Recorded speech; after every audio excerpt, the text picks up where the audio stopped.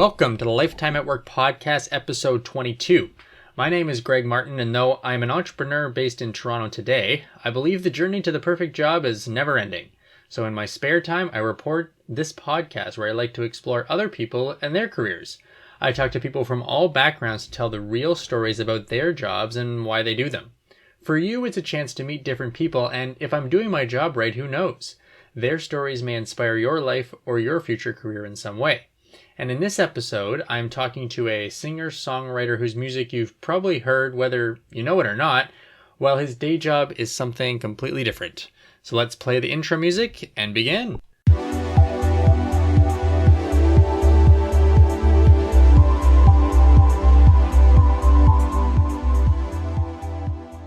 If you're a fan of the podcast, you can go to lifetimeatwork.com to follow it. You can also follow me on Instagram. I am gregmartin.work. Today's episode is brought to you by Farmer Prepared Meals. It is the prepared meals company that I help run.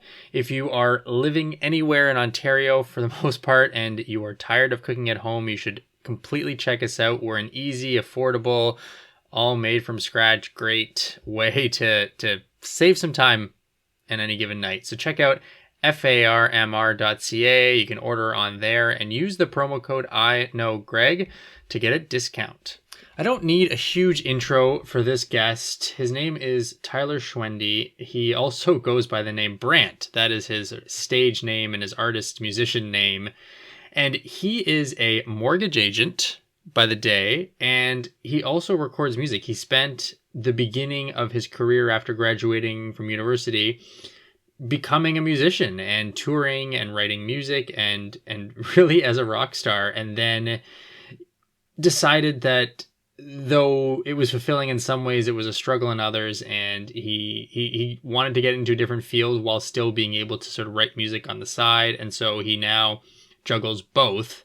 But he's got a ton to say about what it's like to be in the music industry, what it's like to be a mortgage agent, what it's like to balance them, and everything in between. And just, I think the way he does it is just really cool and hopefully inspiring to you as well. So first you're going to hear his music, and then you're going to hear our interview. So here with it, enjoy my interview and the music from Tyler Schwende.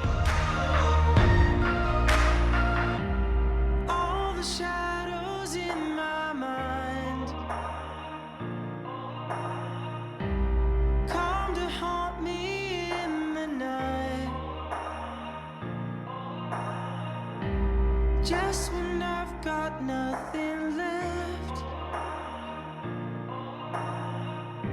they'll come to take my final breath. This is where the light comes in.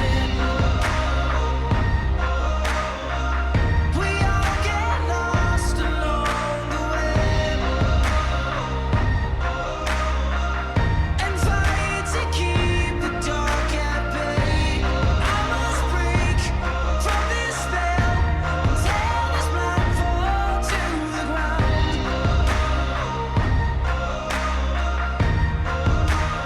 This is where the light comes in. Tyler, welcome to the Lifetime at Work podcast. Thank you very much, Greg, for having me. Why don't you start by just giving a quick 2-minute background on who you are and what you do? Sure. Well, I'm originally from Waterloo, Ontario. I live north of Toronto now. I had a pretty standard, I guess, what you would call a middle-class upbringing.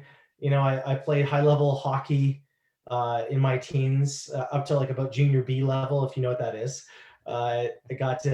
Then I got into music. That's my main inspiration. Got into music late high school. I actually didn't even know I could sing until I was about 15 years old. I had no idea. My parents were not musical. My dad liked music, but there was no instruments in the house. So It's it was kind of a weird discovery. Usually it's the opposite, where you think you can sing until you do it for someone else at 15 and you realize, oh damn, I can't sing. I know, it's a weird thing to stumble upon. Yeah. But I guess I just did it for so long that it became second nature. But I fell in love with guitar, writing songs, singing. I always kind of had an affinity for English and art and creative writing, but that kind of led me off into the musical realm in later life. What's your day job now? I'm now a mortgage broker. Very, very, very strong tangent. But mortgage broker at Safebridge Financial Group, which is one of the most well-regarded firms nationally in the country in terms of volume and quality of agent. So it's I'm pretty proud to be a part of them, and love what I do. And it's just like what's interesting, I guess, is or to me anyways, is that you're in the real estate world, which and helping people, I think, in these exciting times where they're trying to find, in theory, I mean, it's not always exciting right now. It is, I guess, with lower rates. If it was the opposite, it may be less exciting. That's true. Having to deliver bad news or try to find a rate that doesn't exist. But yeah, Yes. it's like it's been an interesting sector, I guess, for Ontario, for Ontario, maybe a lot of the world, but in, definitely in the Greater Toronto area to work in. Is that sort of resonated with you and your Oh job? yeah. Well, I Yeah, mean, like we've seen the lowest rates in history in Canada in the past 10 months. They've started to climb a little bit, but I mean, any rate you could get, say in September, October, November, December, was sub 2%. So, I yeah, mean, those are rates you would never have seen from a fixed rate on average. In my 8+ years of doing mortgages, I've never seen it. yeah, So it was pretty incredible to see. And that kind of spurred people into action. And especially as COVID kind of, I guess, I say calmed down and the vaccine started to happen, people got more confident with buying again. And now we've seen this frenzy. And what's caused it a lot is that lack of supply too. It's yeah, just so much built up demand because of COVID. And now these people are trying to find homes and no one wants to sell. And that's why yeah. we're seeing these incredible price gains. Yeah. No, the housing prices. I mean, you mentioned it to me where you live, where I live. I mean, Yeah, it's kind of crazy wherever it's going. But I guess people have nothing else to do but sit at you're home right. and think Look at about homes. houses stuff and Yeah, beyond, thinking about where they want to live, and because they're home so much, you're really noticing things you don't like about your house, and it's just like, yeah, it's just the perfect you're bang storm of all on. these things, right? You're bang on with that. And I think people just realize they're like, you know what, space is important, maybe. And I think Yeah. that's catapulting this forward. Yeah, no kidding. So, what do you do then exactly for people, or how do you help them?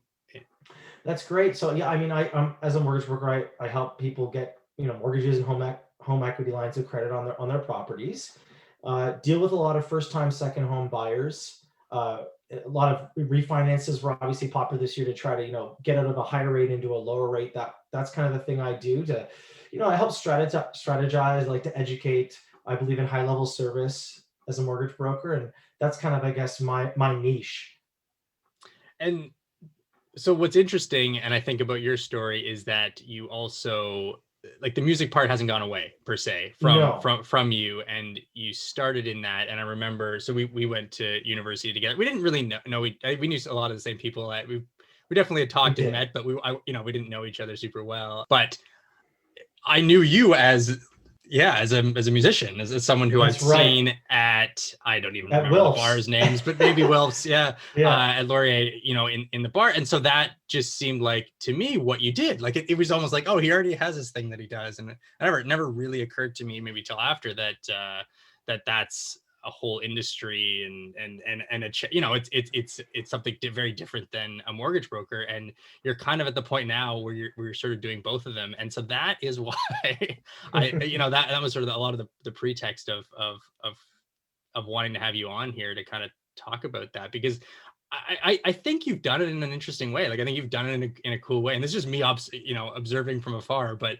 it seems like you're actually able to do both: your passion for music and a job which aren't necessarily, they probably scratch different itches, and needs, and all that. And you went to business school as well, like thinking that through. So, like, maybe take me back to how you were thinking. Like, so you're 15, then you go on, you have to get into university. Like, what was your That's thought right. process on, like, hey, what am I going to be and what am I going to do?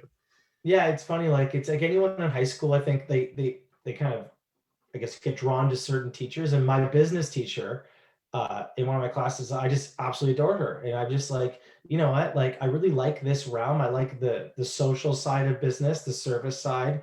I was always drawn to kind of the marketing angle too. So I was like, you know what?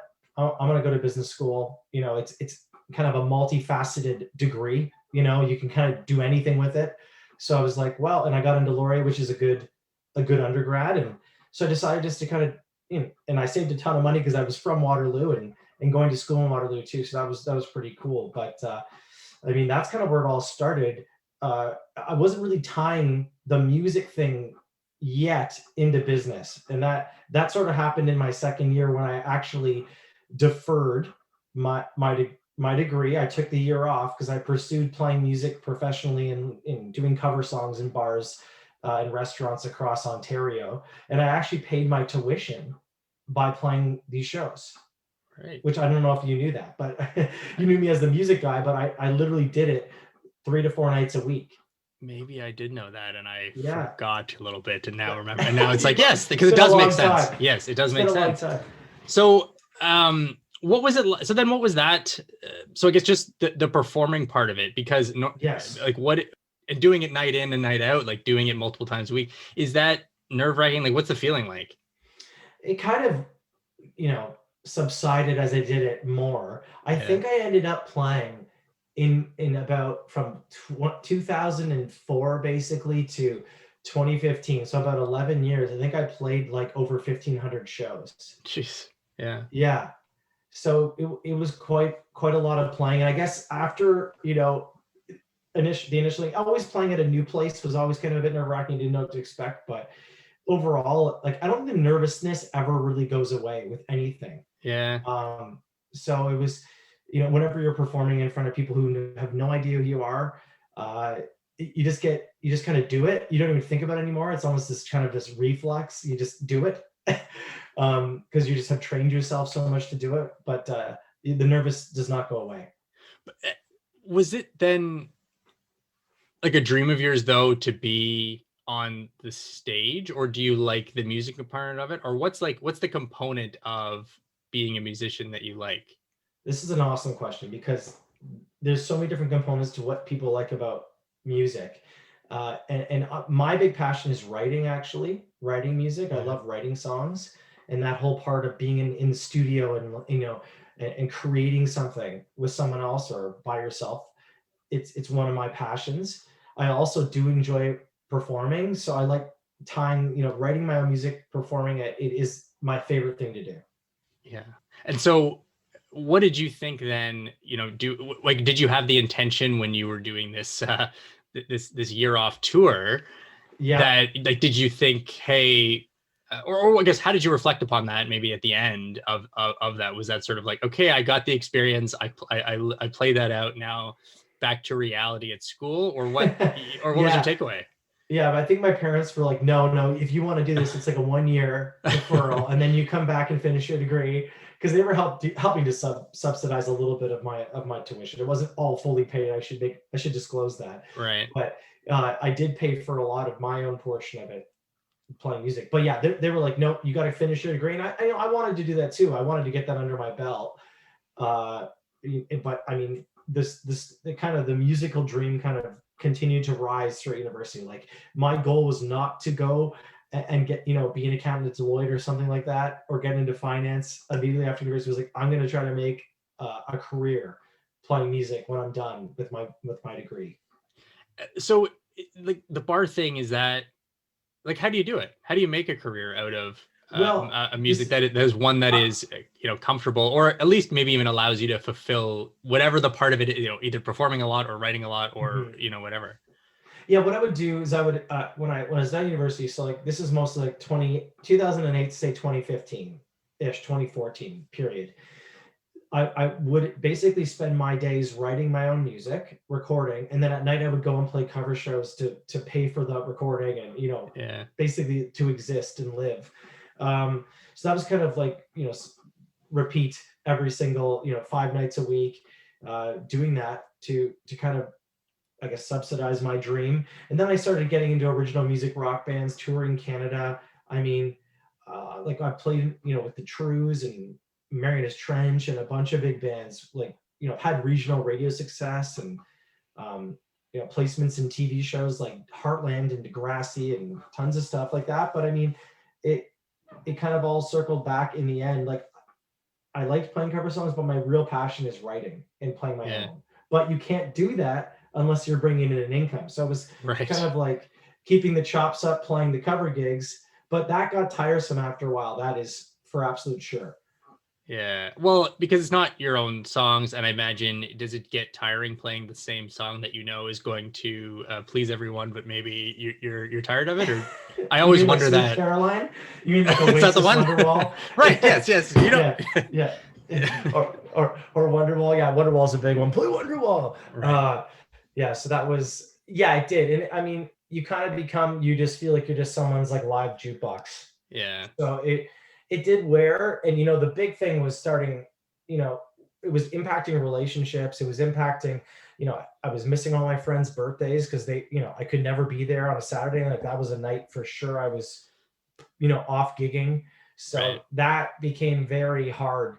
And the late nights, like you're up till, you know, 3, 4 in the morning. It was Yeah. like, you know, it's not easy on the body. And so I, you know, as I kind of got older too, you know, I was kind of like, I need to figure out a different angle on life.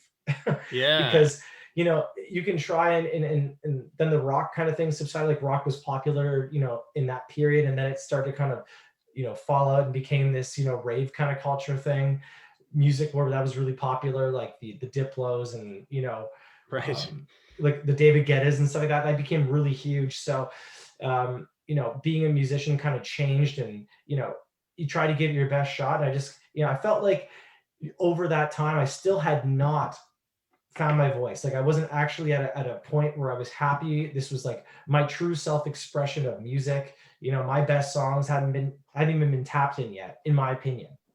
And It was so, hard.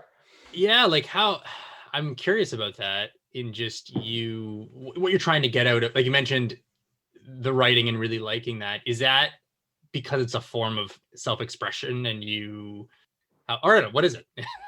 Yeah, I think, no, that's an awesome question because I mean, like, I think I just like the creation element, like what's going to come, you know, Okay. like Yeah. what is going to happen, what melody is going to come out of me today, what kind of chord, what kind of progressions am I gonna, you know, and the more you like, I did it, I spent, you know, thousands of hours writing, you know, in my room, you know, to my parents' like hatred, Yeah. probably. Uh, you know, I would just spend every single moment, like that was my free time, was just picking up a guitar and writing. So it was, you know, that is my deep down passion. And you know, some things when you're in bands, like your voice isn't really heard, or people want have their own, you know, mission, or want their own voice, their own kind of thing. It was, this is why bands don't last. By the way, it's very, very hard to run and make everyone happy. But uh, I get to get back at your question, like that is my, what I enjoy doing, I guess, is that creation element. What does it take to be a, so like a exclusively professional artist? Like, is there a point where you have to hit, like, you know, a single that launches you into like, do you need a record deal? Like, is that the way to do it? And because I feel like also too, I guess the music industry is evolving and changing in a lot of ways, but like, is there a way, you know, let's ignore COVID, but you know, is there a way to that it kind of works, or something that you're sort of striving for to get to then, I don't know, validate, hey, this can be a full-time career forever? If you asked me this question in 2010, it would be a completely different answer than now. You know, there were still being CDs being sold, and you know, CDs was Yeah. still like a sale component 10 years ago, and there were more, you know, I guess lucrative streams of income for musicians. And now with the Spotify's, like you make half a cent a play on a Spotify play. So you do not make a lot of money. And artists now are having to tour to make money. And because of COVID, it's crippled the Yeah, entire there's nothing. industry Yeah. because, like, you know, getting songs and music in TV, movies, very lucrative from a sinking royalty standpoint as well. It can be very lucrative. But again, that's like the goal, the holy grail, you know, like getting Yeah. that is very challenging. You know, labels are pushing, you know, their own artists to try to get placed in, you know, make money off them that way because there's less income streams.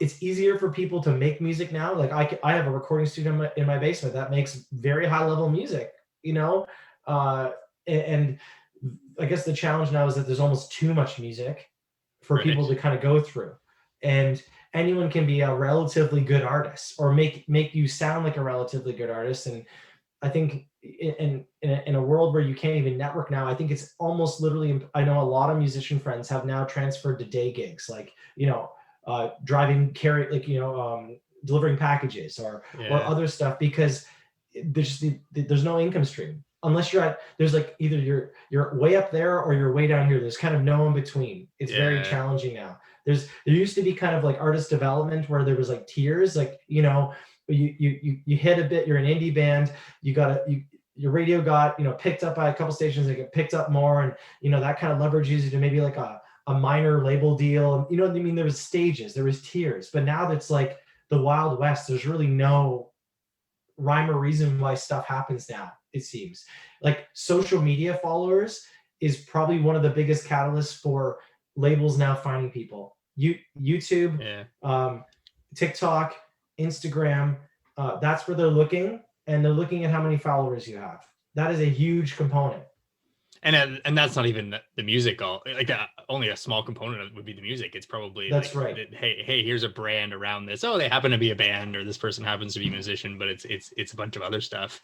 Yeah, they want it on a silver platter. They want you have already done have already Right. had like a nationally successful album. Okay, now we'll sign you. It's like now it's the artist fronting everything. Yeah. Because there's way less money in it for labels. So at what point did you realize then that you needed to get into a different field or use that business degree?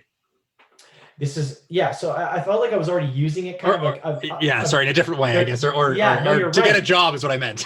Yes, I was like I've basically been a perpetual entrepreneur. I've never worked for a corporation. I've never been employed except maybe in high school, working at clean cars at BMW. You know what I mean? Like, but beyond that, I've only been self-employed my entire life. So I kind of don't know the other side. Like my wife, she tells me, all the corporate politics and drama. I'm like, I don't even know what that is. Yeah. Like I just work for myself, but and that's kind of advantage. But maybe just reiterate your question. Sorry there. Apologies. No, I like to get into sort of how did you decide to sort of get into real estate and the mortgage world? Like when did that sort of realization come to you, and how did you go about it? This is so it was around the 2014 2015. I was like, okay, I actually need to start making some legitimate money. I actually thought, hey, I know some other music people have gotten into real estate, so I'm like, I'll become a realtor. And then as I asked more questions, I'm like, this is basically being a musician with the hours, being away from home on weekends, taking people around on weekends. Your nights are busy till midnight making offers. I'm like, okay, that's not what I want to do. What else can I do in this realm? And mortgage broker. I'm like, okay, I have decent at math. There's some still, service sales, part of this job, but it's more 9 to 5. I'll try that. It was like a random choice. And I said, if it doesn't work, it doesn't work, but I'll try this. And what kind of really made it took off is this kind of funny story. I was bartending during the day, during this time, and playing gigs at night, but also still starting to get doing mortgages as well throughout this. And in one day for lunch walked a realtor and a mortgage broker. They're good friends. So they sat down at the bar. I was kind of serving them, and we got talking and whatever. And in the end, I actually ended up going to the brokerage that this mortgage broker worked at. He was very successful. And actually that brokerage ended up being SafeBridge, my current brokerage. He brought me there. and the realtor that was there is still a very close friend of mine. And we work together to this day. We're still very close friends. Yeah. So very small, weird, way of kind of the universe saying to me, okay, you need to jump and do this. So from that point forward, it kind of, I guess, tiered up quite significantly in the mortgage realm. And basically by about 2017, I was only playing maybe 4 shows a month and just kind of for fun. Right. And then because you had other aspirations to buy a house, get a family, all those sorts of things. Yeah. You wanted a life that wasn't touring 4 or 5 days a week. Yeah, it's exhausting. And I mean, like I Yeah. said, like it was the relationship. I mean, it's really hard to keep relationships alive when you're out every weekend. Yeah. It became tiresome from that angle too.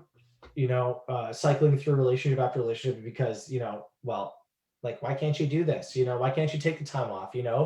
Uh, because the gig is the only way I really knew how to make money. It was pretty hard to make the shift, but um, like I said, I kind of got fed up with the cover gig stuff. It got pretty tiring and pretty old. Yeah.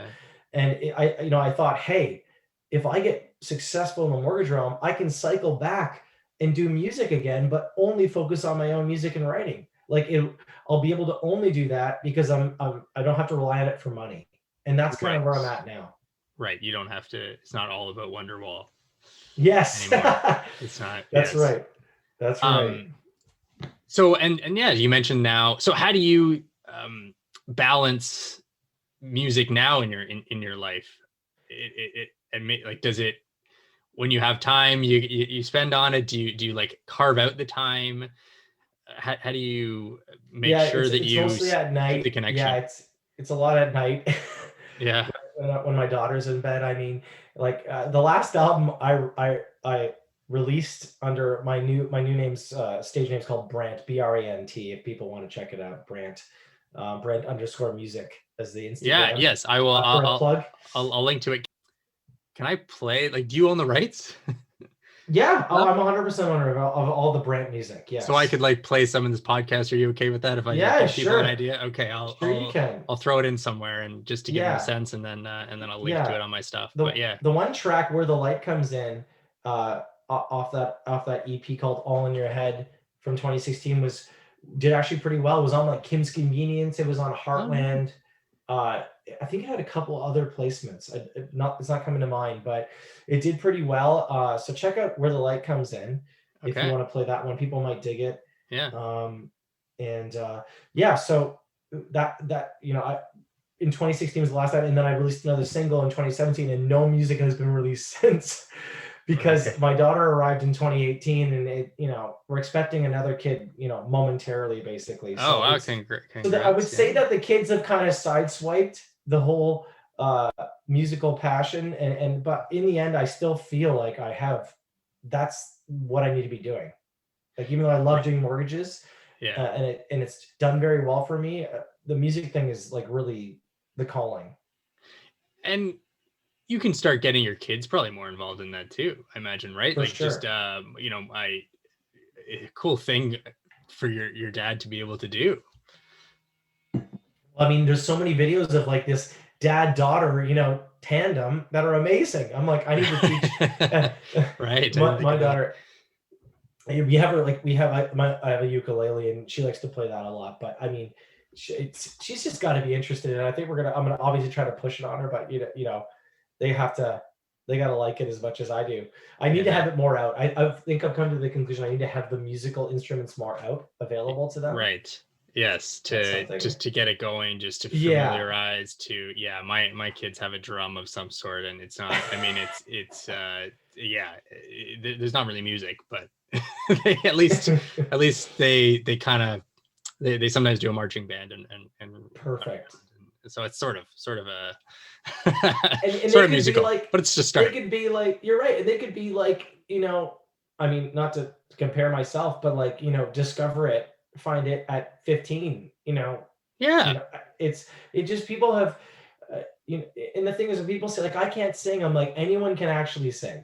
I have full belief that anyone can sing, anyone can learn how to play an instrument. It's just some people are more naturally inclined. And it's not to say that I was naturally inclined. It took a hell of a lot of work to get.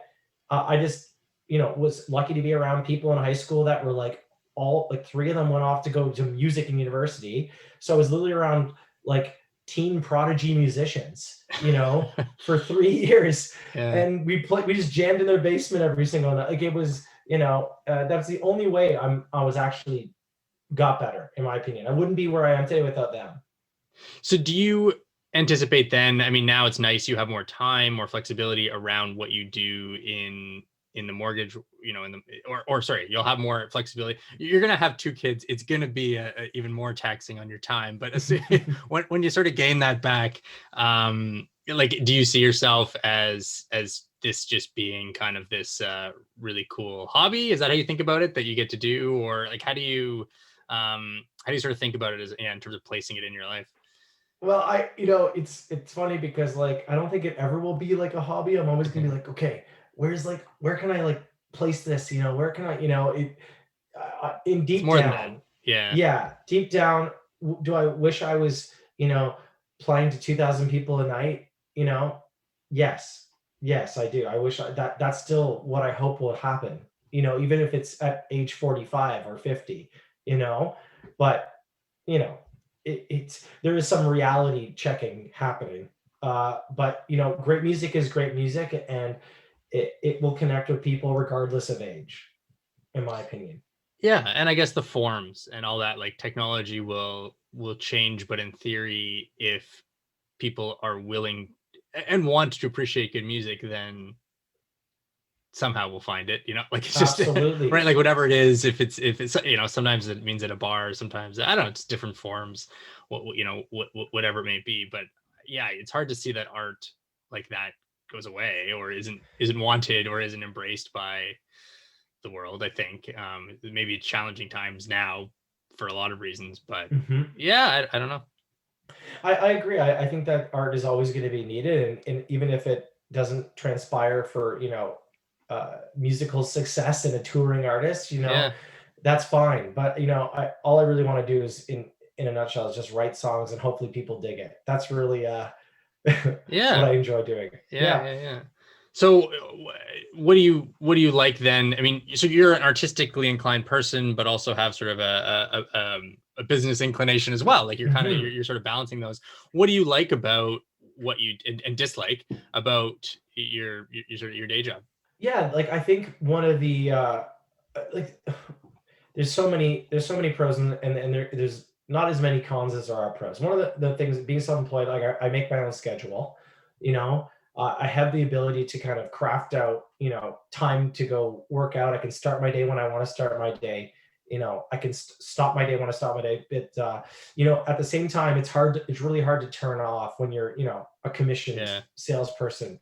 So that is, going on vacation for me, literally impossible. Like that's that's it's very hard to you turn can't off. turn off completely, No, right? Yeah, no, and I mean, my wife and I went away, November before COVID hit. Like I think it was late 2019, um, and that was pretty much the first time I only touch my computer like once a day. But I need to get to a stage where I never touch it. Like that's how hard it is, even 8 years into doing this thing, to not stop working. It's very hard. yeah, So that's, I guess, the biggest con. I mean, the other, like the best part working with people, number one, helping people buy, first time home buyers, or these people, like, they're just so happy. You're helping people like basically get their largest asset, their largest wealth building tool they'll ever have. It's pretty exciting. So that's an awesome and very fulfilling part of my job. The other part is the back end work is dealing with lenders and underwriters, depending on how busy they are. And right now they're, like you mentioned, with the low rate environment, they're extremely busy. It's the bottlenecks on that end, trying to basically give good service, but at the same time, you're limited to how good of service you can provide because of them. That's a challenge. And those bottlenecks and navigating that with clients right now, and even beyond the COVID era and low rate environment is a challenge. yeah. So, how did you get involved then as a because and this may be interesting to people, just as a uh, you mentioned it's basically your own business. It's basically a commission structure. You have like Yeah. I don't know if you call it a brokerage or a firm that you work for, but it's Yes. really just it's kind of a brand, and there's some, or maybe you explain it better more. Yeah, it's basically like they take a small split Yeah. of my gross commission, and they offer support, training, advice on files and such. But for the most part, it's my job to lead generate. Like they don't give me leads. I have to find all my own clients. How do you do that? Well, at first it was, it was a lot of networking. It was a lot of realtors, networking. I did a bunch of realtor events to meet realtors Right. and get in touch with them because they're a huge, obviously, referrer of clients. Uh, Now that's kind of subsided. As I've built up my book, I've gone through my book. My past clients will refer me. That's my biggest refer. I think like 80% of my business now comes from past client, mostly. So Right. it's all word of mouth for the most part now. But it took 5 years to get there. Yeah. It wasn't like it was a smooth trajectory. it Well, you got to get the was, train going, I guess, right? You gotta, yeah, it's you do, gotta, right? yeah. It's not like you just make a sign and people will all of a sudden No, it come, was right? like Like people. Like, it's, this is the thing about these jobs. It's like it literally took me 3 years to start making like a normal. I guess what I would say equate to a normal salaried position. right. So it wasn't like it was, and I still do. Maybe less than I used to, but I always call it the once a quarter meltdown, where you're like, why am I doing this? I need to quit. I need to get a full time, like job with. So it's it, it's a very stressful job, but it's very Yeah. rewarding. Right. And I think the other Mhm. thing is you know that it was you. You feel the lack of business if that's the case, and you feel For sure. the benefit if not, both monetarily probably, and also just as personal fulfillment of hey, I did this, I accomplished it, etc. And I think that's a risky thing, right? That's um, but if you're willing to stick with it, pays off. You Absolutely. know. And Uh, I know nothing different because, like I said, yeah. I've been an Yeah. entrepreneur my entire life. Like I don't even know. It's like I'm so used to the grind. I guess you kind of So get so accustomed to it. going forward then, where do you see yourself in this business going? Do you just get efficient at it and better at it, and is that how you sort of think about your goals as a mortgage agent? Yeah, I mean, I've built a team. I have an assistant now.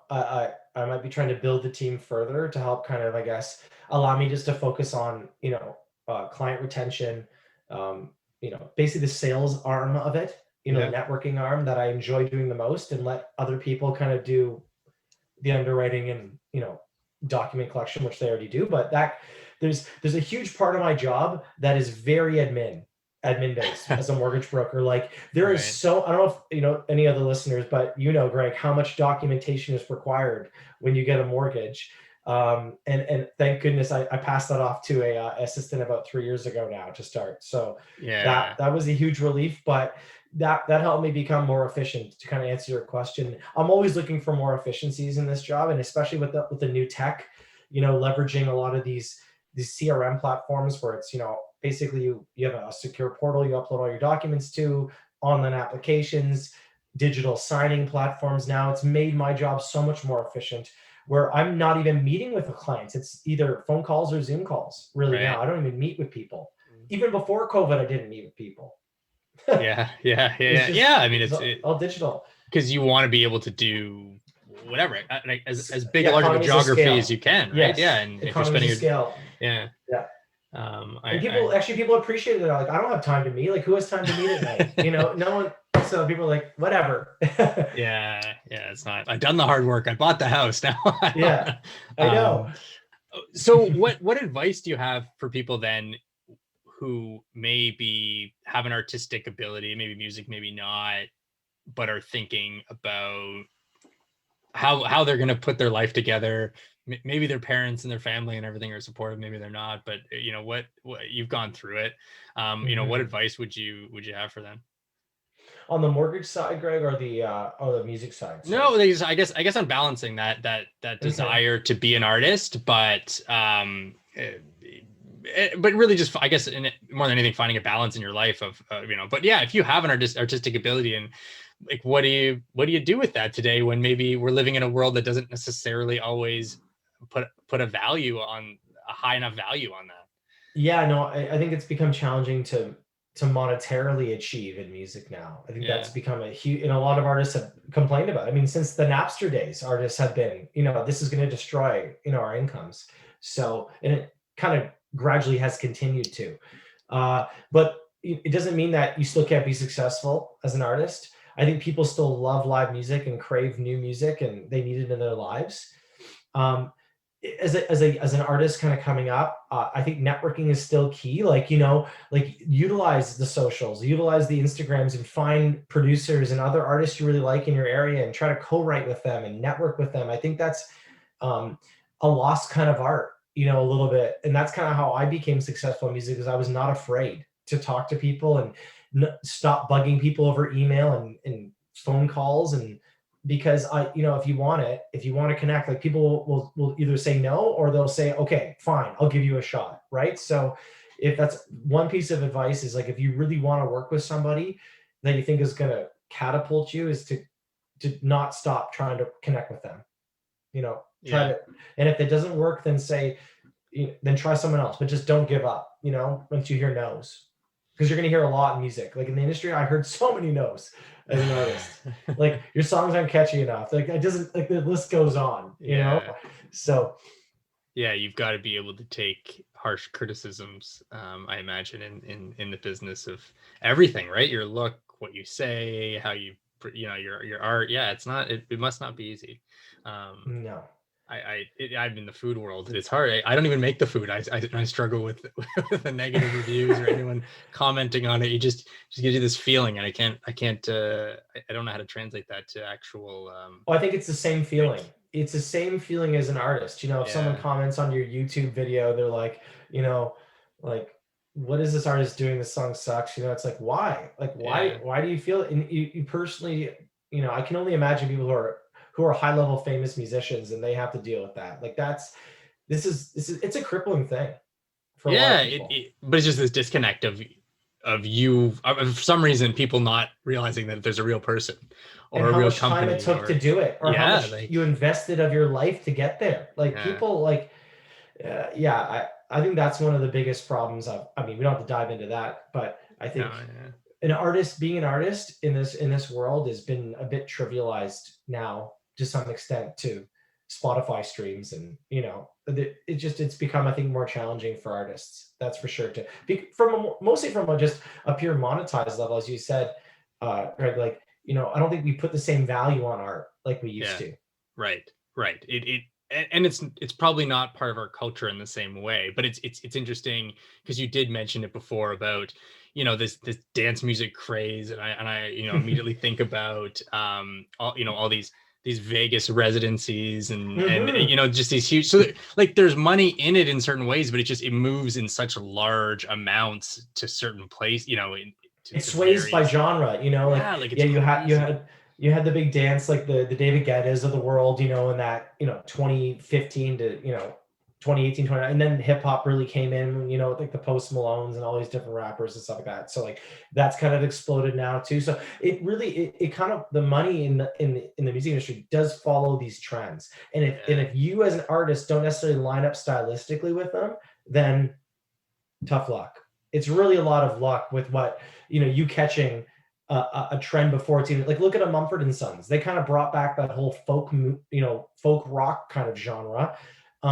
No one was doing it, and then they did it, and they kind of caught this trend, and then the Lumineers came, and all these other bands because of them. yeah, So yeah, and exactly, and they can you can kind of find waves, etc. But you imagine it's a bunch of this like right time, right place, for sure it resonating is. with the right people, and just I don't know, being a quirky character but not too quirky. Like it's just all Yeah. these things that it just seems that it needs to be to create this perfect artist. And there's only, I mean, me as an individual or anyone, we can only keep track of so many, right? Like we want to follow them, we want to support them, you want to go to shows, but I mean, how do you, there's a lot of artists out there, and it's just part of it is finding them and then figuring out how to support them and all that, which yeah, it's kind of a challenging proposition, but nothing out there necessarily Oh, makes it easier. yeah. It's pretty ominous. So It can be for a lot of artists right now. And I mean, it's I don't know if you've any of the listeners have watched this Billie Eilish documentary, but I mean, like, there's very few people. I mean, some people might not be fans of her music, but her story is great. Like, it's almost like this is what it almost takes to be her level now, to stand out as a musician now. She literally did not go to school. She was homeschooled, and not even really truly homeschooled. All her and her brother, who won like 6 Grammys last year. Um, her brother's like a genius producer. So they literally would just work in his bedroom since they were like 14 or 13 for, you know, 12 hours a day to create the Billie Eilish now. Like it almost, you know what I'm trying to say, Greg? It almost Yeah. takes to be that popular, to be that successful now, to be that stand out and have be completely vulnerable and not afraid to put yourself out there and not say the things she says. Like you have had to have written so much music and to spend so much time to do that. Like it's almost at a level now where if you're not willing to just fully commit and that's all you want to do, it's like you might as well not even do it. It's like that's how it feels It's sometimes in the music realm. it's kind of like the sports thing where if you want to be a Yeah, great professional athlete, analogy. you have to start at the age of 3 like Tiger Woods, and Yeah, then only think about golf for the rest of your life. And that's what like it it's feels just like. right, like, it's just Yes. yeah, a very intense. But if there's gonna be people out there who do that, who are just like these driven people who want this and nothing else, then fine, they are always, yeah, maybe they have this huge advantage They in do. I winning the think they game do. of whatever. But then there are kind of the rest of us who are Yeah. who like a balance of things in life, and Yes. maybe aren't willing to sacrifice that, and it's fine. Like, I mean, maybe we won't end up being the most successful such and such, but maybe that's okay. No, it's fine, and I didn't want to like make it seem like because we Yeah, just talked about how does an artist be successful. I know. Yeah, But I think I don't think there's. I guess I get again circling back. It's the wild wild west in the music industry. There's no clear cut yeah, path to success. It's just if you're super talented and write great music, you're going to be found. And as long as you put yourself out there and you try to maybe, like I say, align yourself with producers who are talented too that are going to present the best possible song version of your song, then there you will be found somehow. Great music will be found. It's just it could take 6 months, it could take 10 years. It just yeah. there's no clear cut path to success. But all I can say is like if you love it, it's never gonna leave you. Nice. Yeah. You know what? This doesn't really fit in to anything. I meant to ask this question before, but um, for parents thinking about music for their kids, what do you like suggest you do? You're a parent now. Have you thought about Yeah, no, I know because the, as a musician, I know exactly what I want them to do. So I love this question because all the greatest, I would say, artists or had some tie to the piano. All the best producers, for the most part, have ties to the piano. If I can recommend any instrument, like I only know how to play guitar. Like guitar is my instrument. yeah, Really, I can play piano and bass and drums a bit, but like my main instrument is the guitar. And if any instrument I wish I would have learned how to play is the piano because it's the basis. It's the root of all instruments. yeah. Like once you learn how to play piano, guitar becomes easy. It literally, and all music is scored with piano. Like all like your anyway. It's if that's the one instrument I could suggest. And do you think, like, is there an age where you should do it, or you just kind of wait till they're interested? Yeah, like I mean, I think just keep throwing it in front of them. But Yeah. like being in piano, because you don't want to force it to like there's that Right. balance, right? So they Yeah. become totally disinterested and hate it. Um, but I mean, I think it's probably that 6, 7, 8 stage probably before 10. But Yeah. like, I just don't know. Like, I've seen some kids start at 4 and 5, but I mean, I don't. My daughter, for example, would not have an attention span for that. So it's Yeah. I guess it's to each child their own. But if any instrument if I was going to push, it would probably be like piano lessons to start, at least to get a base. And then if they hate it after 2 years, then they can move on. But at least they have that base. Yeah. Yeah, I hear you. Yeah, no, that question would have fit great in before, and I remember now. So that's, but Perfect. anyways, I wanted to ask that. Well, okay, great. Well, if people want to kind of follow you here, is Instagram the best way, or and then both, I guess both from a Brant perspective and Yeah, from you on the I mortgage would say side. Instagram is like Brand is not active really, but I think all my links are kind of available from there. Okay. If you search, I think it's uh, Brant_music or Brant music on Instagram and YouTube. That's probably the most active Okay. channels to find my music. Spotify is, if you search, I think it's Brant Music, or again, Brant_music Spotify, you'll find me on Spotify. Um, all of that. I don't know if I can provide the links for you too, Greg. I'd be happy to do that for Yeah, all I'll of put it up these. on my Yeah, website, and at least yeah, people. I don't know. perfect. It's always interesting. I think there'd be some people who are now saying, I wonder what he looks like. I wonder if I've seen him before. There's going to be that. So I may get some people coming to check you Perfect. out after that. So Yeah, I would, and I'm working on new music now.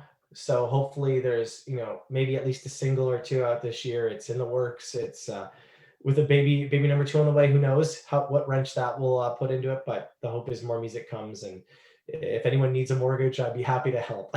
exactly, the two. Awesome. Okay, well, appreciate it. Thank you so much for joining. Thank you so much, Greg, for having me. Thank you for joining. I hope you enjoyed that podcast. If you are interested in being a guest yourself, or you have a suggestion for someone, please go to lifetimeatwork.com and submit there. Let me know, and I would love to chase it down and see if we can make something work and I can have you or your favorite person on the podcast. I'll have more episodes coming in the coming weeks. So until then, don't worry, be happy. Visions keeping me awake, make me relive past mistakes. There's a truth in every lie. You gotta read between the lines. This is where the light comes in. We all get lost along the way and fight to keep the dark at bay. I must break from this spell and tear this blindfold to the ground.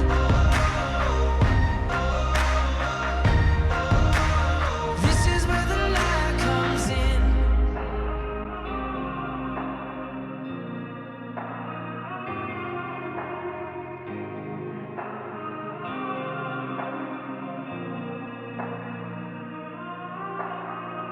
Had too many sleepless nights, prayed I'm by what I left behind. I made this bed I'm lying in, and only I can drag myself